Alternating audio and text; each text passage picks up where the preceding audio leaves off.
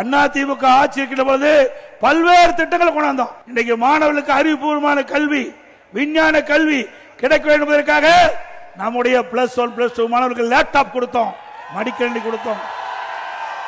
திமுக ஆட்சி வந்து நிறுத்திட்டாங்க. அதிமுக தொடர்ந்து 4 ஆண்டு காலமாக அதிமுக ஆட்சியிலே கொண்டு வரப்பட்ட திட்டம் அறிவுபூர்வமான கல்வி, விஞ்ஞான கல்வி அரசு பள்ளி படிக்கிற மாணவர்களுக்கு கிடைக்க வேண்டும். அதற்காக நாங்கள் கொண்டு வந்த திட்டத்தை அரசியல் கால் பிடிச்சோடு நிறுத்த வேண்டாம், தாருங்கள் என்று தொடர்ந்து வலியுறுத்தினோம். செவி சாய்க்கவில்லை. இன்றைய தினம் அறிவிச்சிருக்கிறாங்க. மக்களுடைய செல்வாக்கு எழுந்துட்டாங்க, இளைஞருடைய செல்வாக்கு எழுந்துட்டாங்க, மாணவருடைய செல்வாக்கு எழுந்துட்டாங்க. கல்லூரியில் படிக்கின்ற மாணவர்களுக்கு 20 லட்சம் பேருக்கு கொடுப்போம்னு சொன்னாங்க. இன்னும் கொடுக்கல. கொடுத்தா தான் நிஜம். என்ன ஓட்டு போட தகுதியானவர்கள் அந்த கல்லூரியில் படிக்கின்ற மாணவர்கள், அதை வைத்து கொடுக்குறீங்க. சரி கொடுங்க, நாங்க வரவேற்கிறோம்.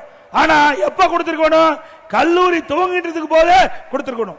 கல்லூரி ஆரம்பிக்கின்ற பொழுது அந்த கல்லூரி மாணவர்களுக்கு லேப்டாப் கொடுத்திருந்தா பரவாயில்ல, அது பயனுள்ளதா இருக்கும். 3 ஆண்டு நிறைவு பெற்று வீட்டுக்கு போகும்போது அந்த லேப்டாப் கொடுத்தா அந்த மாணவர்களுக்கு எப்படி அது பயன்படும்? ஆக வேண்டுமென்று திட்டமிட்டு மக்களுடைய நலன் சார்ந்து கொடுக்கல.